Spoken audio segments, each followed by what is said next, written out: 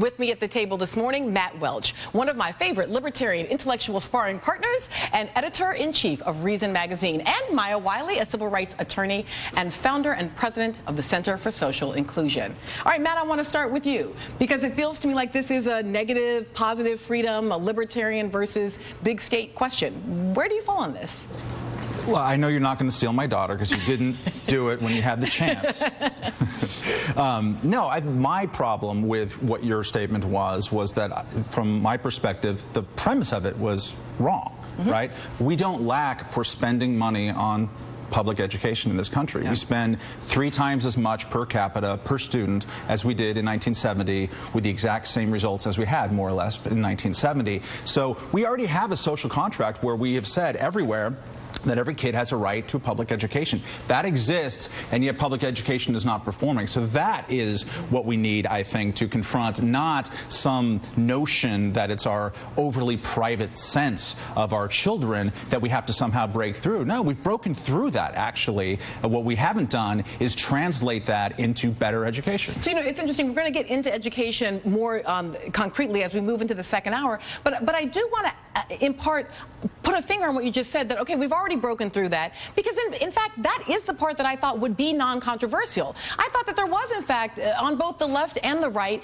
this sense that, look, kids are part of our collective responsibility, no child left behind. It really has been surprising to me to discover that the sort of angle of the debate this week wasn't about public education funding, which to me is debatable, but instead was about whether or not we, in fact, do have a kind of private ownership stake in our kids. Well, I think there are 2 things happening here. One is that the attack on what you said was taken grossly out of context by those who were making the attack, and they weren't actually talking about what you were talking about, sure, which was an actual debate about, are we actually funding enough for public education or are we not, right? Which is a legitimate conversation we can have. So I think we should acknowledge that that was not either fair or intellectually, I think, very legitimate.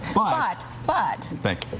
I do think you're raising this underlying point, which is, what is society's social contract? And I think actually we have seen it shifting, and we've also seen arguments about the fact that it should shift, which is what you're pointing to. So, for example, in Mississippi, where there have been tremendous inroads in changing the education formula for a state that has one of the lowest performing public school systems, in part that reform was to try to ensure that funds were going to the kids who needed them the most. Now Mississippi has slashed the budget for that reformulation about how it spends. So it does have impacts on whether we're all taking care of each other's children. It's interesting that you bring up Mississippi, in part because, as I've been trying to think through this response, it's one of the places where I've felt some sense of agreement with people on the other side of the reproductive choice argument, right? So people who have a position on pro-life typically also understand that the child is separate from the parent, right?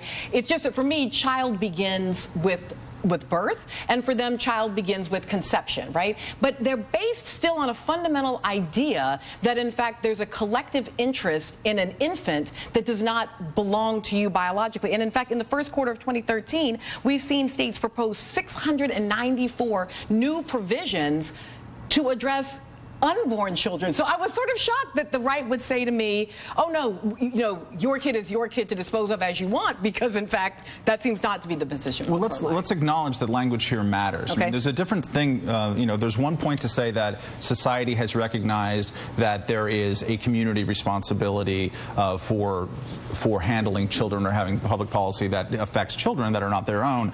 There's a difference between saying that and saying we have to get over this private notion that our kids belong to ourselves. Kids and parenthood is kind of a sensitive topic. It is, right? No doubt. You might have learned this week. And so when you say we have to get over this notion, people say, hold on. I have that notion. I mean, this is a country that accepts as asylum refugees those who are not allowed to homeschool their kids in other countries, right? They have a pretty private notion of it, and they've paid for it dearly, and we have acknowledged this as a country as you should be able to do that if that's what you want to do. So, I mean, it's a sensitive discussion. Interesting. We're going to go to break. because I want to get really into the policy questions of housing and of education and all of this on exactly this topic. We're going to stay for the next 2 hours on the question of collective responsibilities. But before I go, I do also want to just give us an opportunity to listen to somebody else who said something very similar to this. It's my not so much ideological twin, Colin Powell. Let's listen to him as we go. Where the family is broken or where the family is not up to the task, the rest of us must step in to help as mentors, tutors, foster parents, friends to kids who desperately need responsible adults to show them the way. Tens of thousands of our neighbors have already stepped forward. Tens of thousands who realize that our children are a gift from God, not only to their parents, but to all of us. They belong to us all. We are all responsible for them.